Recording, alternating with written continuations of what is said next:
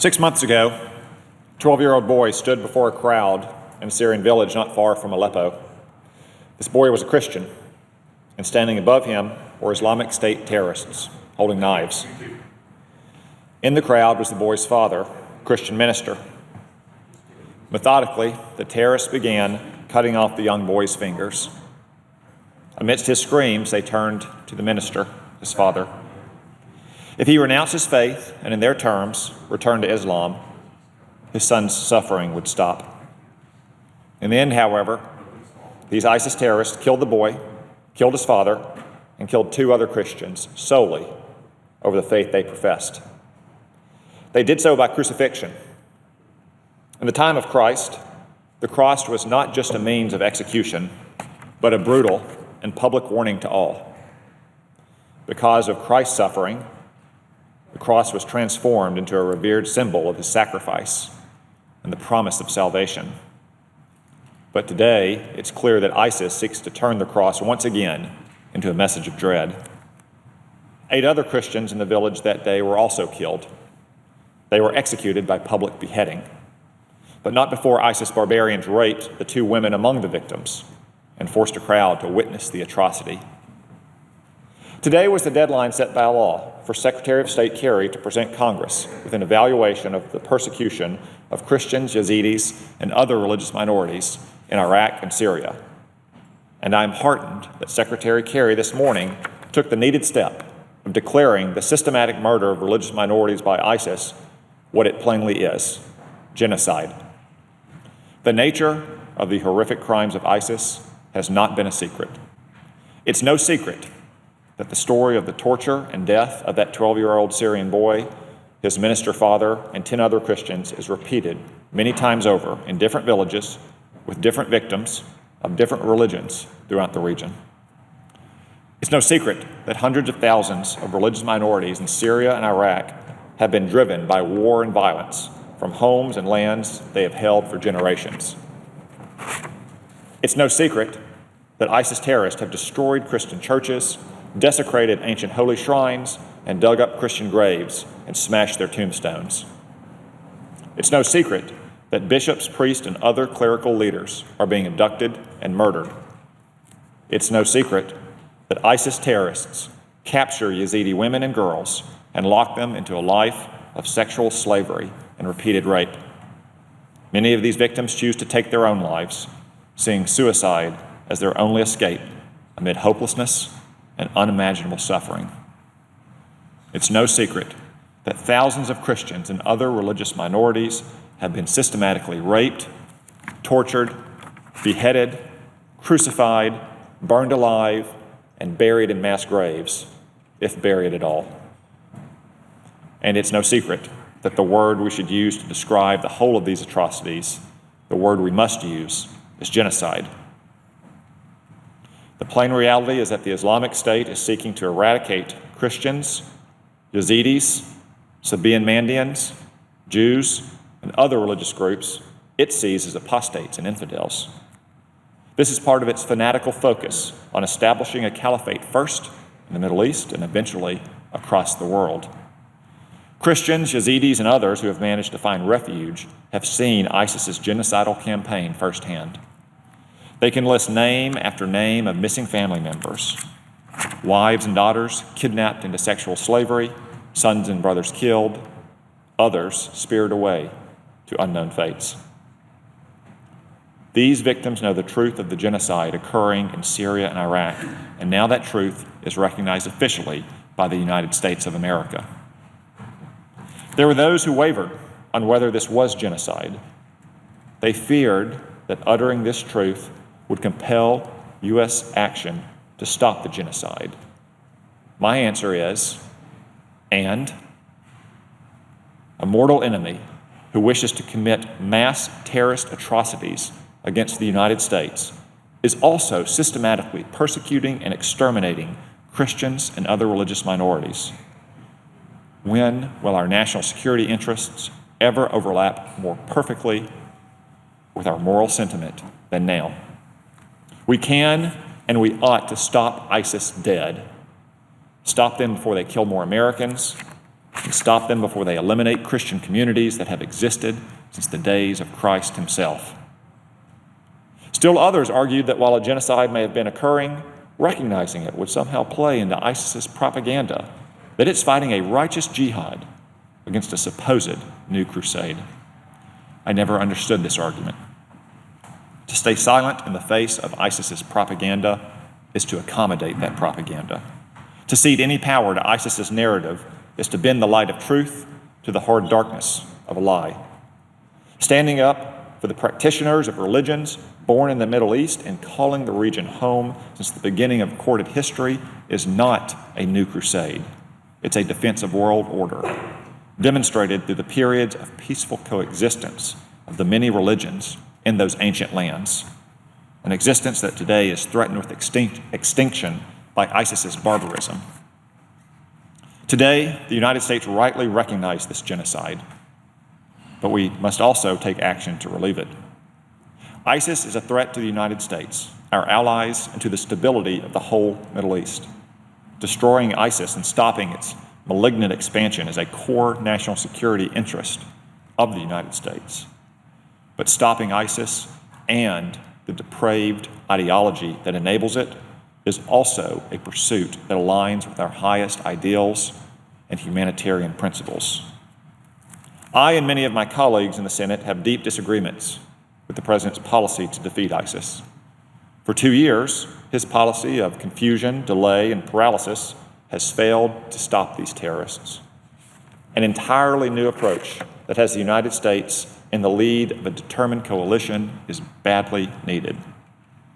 But it's not only President Obama's strategic approach that's ill-considered. His policy on Syrian refugee resettlement is as well.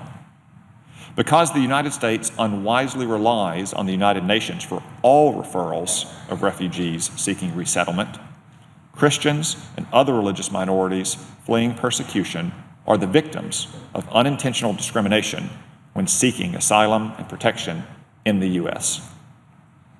Last year, of the 1,790 Syrian refugees resettled in the United States, only 41 were religious minorities. Of that 41, 29 were Christian. That means that while 13% of Syria's pre-war population consisted of religious minorities, only 2.3% of the refugees that make it to the U.S. are religious minorities. Without doubt, Syrians of all confessions are being victimized by this savage war and are facing unimaginable suffering. But only Christians and other minorities are the deliberate targets of systematic persecution and genocide. Their ancient communities are at risk of extermination. Their ancestral homes and religious sites are being erased from the Middle Eastern map. Christians and other minorities should not be shut out from the small number of refugees who find shelter in the United States. We ought to help ensure that these faith communities survive.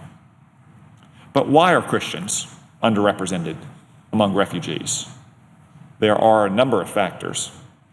Perhaps chief among them is that the United States, for all intents and purposes, relies exclusively on the UN Refugee Agency to identify candidates for resettlement. According to the State Department, less than 1% of the thousands of Syrian refugees referred by the UN to the United States are religious minorities. Let me stress that this underrepresentation is not the result of intentional discrimination. The UN does praiseworthy and hard work in relieving the suffering of refugees around the world, and as a result, improving the security and stability of nations in and near conflict and disaster zones. But it's well established that many religious minorities in Syria are very reluctant to register as refugees with the United Nations because they fear facing even more persecution. The UN itself has reported that minority communities fear that registration might bring retribution from other refugees in camps and other areas in which they have sought safe haven. The United States Commission on International Religious Freedom has reported that Christians refrain from registering with the UN because they fear being marked for revenge by forces loyal to Bashar al-Assad should he remain in power in Syria.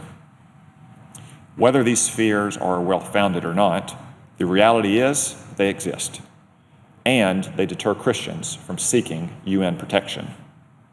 While the UN has sought to educate minority populations on the safety of its registration system, the fact remains that only 1% of the millions of Syrian refugees registered with the UN are non-Muslim. The United States ought not depend solely on the UN for refugee resettlement referrals. If we do our part in saving ancient faith communities from genocide, we must find alternate ways to identify persecuted people to whom we can grant safe haven. Today, I am introducing legislation to create that alternate way. The Religious Persecution Relief Act would grant religious minorities fleeing persecution at the hands of ISIS and other groups in Syria priority status so they can apply directly to the U.S. resettlement program without going through the UN first. And it will set aside 10,000 resettlement slots annually that must be devoted to religious minorities.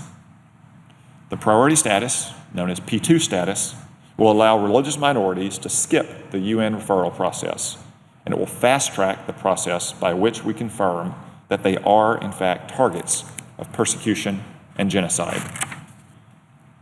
To answer in advance a most urgent and understandable question, those who apply for P2 status will be subject to the exact same security vetting process as all other refugee applicants. And it's my strong position that the U.S. must work with known religious leaders in the region and pursue other proven vetting methods to ensure that those who enter this country are not threats to the security of the American people. Extending a hand to help persecuted people of faith in this manner is not a new idea. In 1989, the late senator from New Jersey, Frank Lautenberg, crafted what has been called the Lautenberg Amendment, which granted P2 priority status to Soviet Jewry, Vietnamese nationals, and other minorities seeking refuge. In 2004, the late senator from Pennsylvania, Arlen Specter, expanded the Lautenberg Amendment to cover religious minorities fleeing the oppression of the Ayatollahs in Iran. And in 2007, the late senator from Massachusetts, Ted Kennedy, passed a bill that granted priority status to certain Iraqi religious minority members.